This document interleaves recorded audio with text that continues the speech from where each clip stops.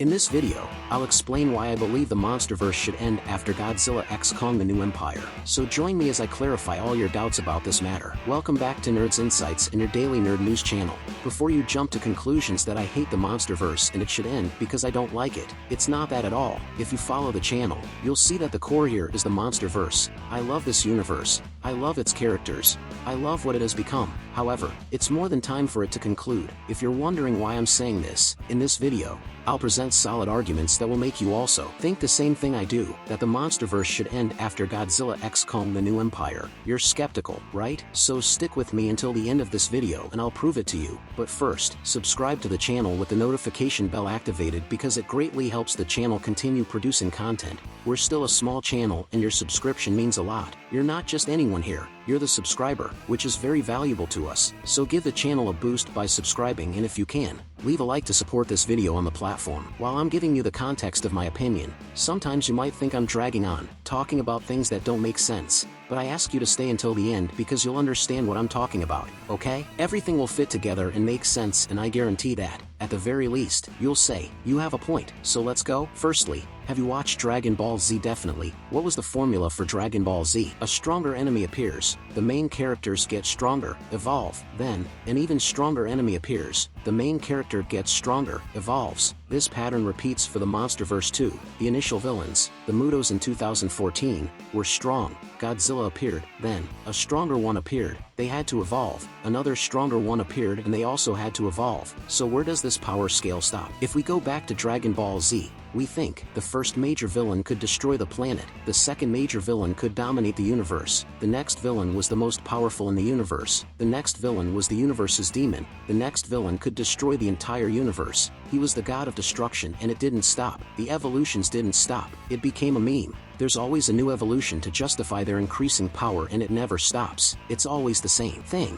Another comparison I want to make is within the anime community. There's a joke that Dragon Ball has no plot, just fights, and what film saga is also known for not having a plot that explains many things? It's just fight after fight. Exactly, the Monsterverse. So it starts to lose its way. It no longer makes as much sense as it used to. Where does it end? How much more will Godzilla? How much more will Kong evolve? Will it never stop? Because if they evolve to their strongest form, obviously the next villain has to be stronger. They'll have to evolve even more. It will never stop. So this is the first point I'm trying to make. It's saturation. It's monotony. It's about putting an endpoint to a saga without trying to force it, without trying to continue just to make more money. The second point is also about saturation, but not in terms of characters, but in terms of the storyline. It's the same Monsterverse formula. What's the Monsterverse formula? Some humans do something foolish, then a kaiju appears, causing problems. Godzilla, Kong, or whoever shows up. We have the first fight, then we have drama to figure out who this kaiju is, then we have the second fight between the titans.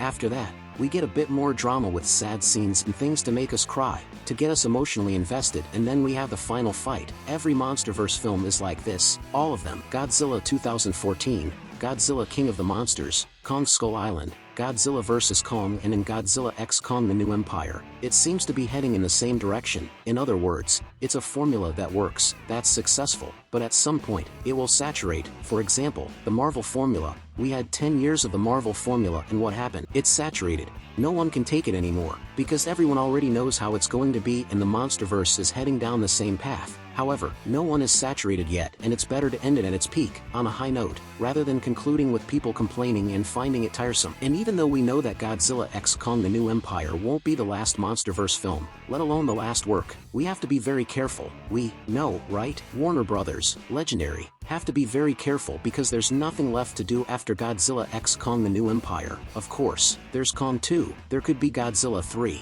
those things. But think about it, you're bringing the biggest threat of the Monsterverse to the film, a kaiju capable of freezing the planet. This is the pinnacle of power. If you think Ghidorah was the pinnacle of power that could decimate all of human civilization, there's someone bigger than him, someone who probably froze Ghidorah, someone who, with their powers, can surpass Godzilla and Kong alone. without needing anyone's help, the so-called father of all titans, and after defeating him, what else is there to do? You've reached the peak of power, what else is there to do after that? Bring a new alien kaiju? Create a mechanical Biollante? Have Mechaghidorah coming from space? What are they going to do? How will they increase the power level even more? Godzilla is already in his maximum radiation form, which is magenta. Kong may be coming with the gauntlet or with lightning powers, which is the maximum extent of his power. If an even stronger kaiju appears, what will they do? Do Godzilla, Kong, and Shermo have to team up in the next film to fight? So it's something you have to think about. In this film, everything is set to be a conclusion to the Monsterverse. The only thing that could, for example, justify this film not being the last one for the main story would be if it were divided into two parts like Avengers Infinity War and Avengers Endgame, where in the first film, they lose and in the second film, they get their revenge after 5 years.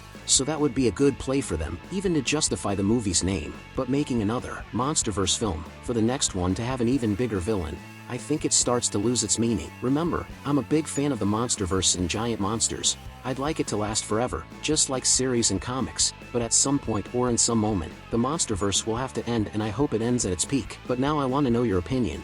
Do you agree with what I said? Or do you think everything I said here is nonsense and the Monsterverse can continue for many more years? I want to know your honest opinion about this, and of course, subscribe to the channel if you haven't. Subscription is very important. You have no idea how much of a celebration it is when I see a new person subscribing to the channel, and, of course, it helps a lot in my work, which is to inform you every day. So subscribe with the notification bell activated. Take care, and I'll see you in the next video.